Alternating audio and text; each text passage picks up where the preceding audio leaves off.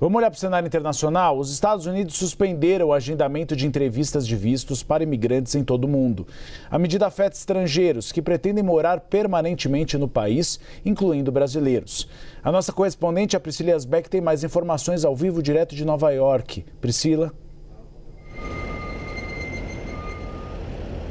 Oi, Uribe. Boa tarde a você, a todos que nos acompanham no Bastidores CNN. Uribe, o Departamento de Estado, uma fonte do Departamento de Estado, disse à CNN que essa iniciativa tem o objetivo de proteger o povo americano e manter os mais altos padrões de verificação de solicitantes de vistos. Também reforçou que um país mais próspero é um país que garante que os solicitantes de visto não se tornem um encargo público e não façam parte da rede de benefícios públicos dos Estados Unidos.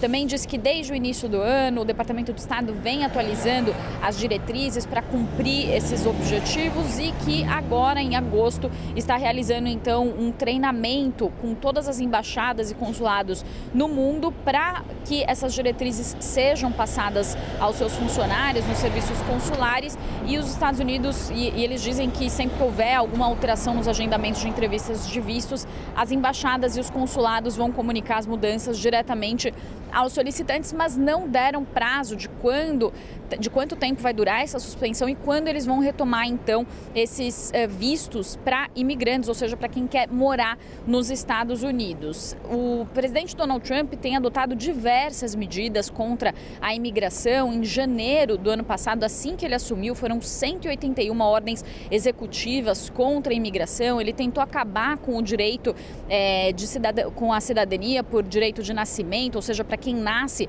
nos Estados Unidos. Até recentemente, a Suprema Corte disse que essa determinação de Donald Trump não valeria mais porque feria a 14ª emenda da Constituição. Depois disso, o governo Trump até tentou buscar brechas em relação a essa lei. Também no ano passado, a partir de novembro, o governo Trump, depois que houve a morte de um agente da Guarda Nacional, o governo Trump passou a banir imigrantes de alguns países que, segundo Donald Trump, são países de terceiro mundo. Depois disso, 39 países entraram numa lista de pessoas que não poderiam requisitar o visto de imigrantes. Depois, essa lista se ampliou para 75 países, incluindo o Brasil, isso em janeiro desse ano. E agora, Uribe, recentemente, na sexta-feira, uma juíza federal disse que essa ordem de restrição para esses 75 países da solicitação de visto de imigrantes era uma ordem que excedia, na qual o secretário de Estado, Marco Rubio, excedia os seus poderes e por isso revogou essa medida. Portanto, entre as medidas adotadas pelo governo Trump, também há muitos reveses depois que algumas dessas medidas são questionadas na justiça. Foi o caso dessa medida relacionada a esses países, solicitantes de visto desses países que pediam visto de imigrante. Então, o que se discute nesse momento é que talvez esse treinamento que o governo Trump está fazendo e que levou à suspensão desses vistos de imigrantes seria uma resposta a essa juíza federal, então, que suspendeu essa medida que suspendia, então, a solicitação de vistos para imigrantes e para pessoas desses 75 países. O que dizem os especialistas, organizações de direitos humanos? Fazem críticas a essa política imigratória de Donald Trump, dizendo que em muitos momentos ela cria uma insegurança muito grande para minorias étnicas aqui nos Estados Unidos.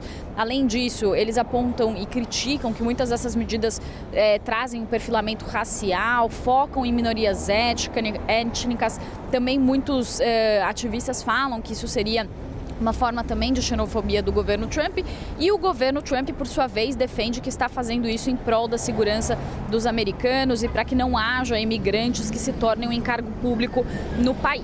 Além disso, Uribe, também há consequências para a economia dos Estados Unidos. Então, a política de Donald Trump já levou os Estados Unidos, muito provavelmente, a chegar num saldo líquido de imigrantes em 2025, depois de quase 50 anos. Ou seja, no ano passado, segundo algumas estimativas, mais pessoas deixaram os Estados Unidos, imigrantes, do que entraram nos Estados Unidos. Foi a primeira vez que esse saldo ficou negativo, talvez em 50 anos, isso segundo pesquisadores do Brookings.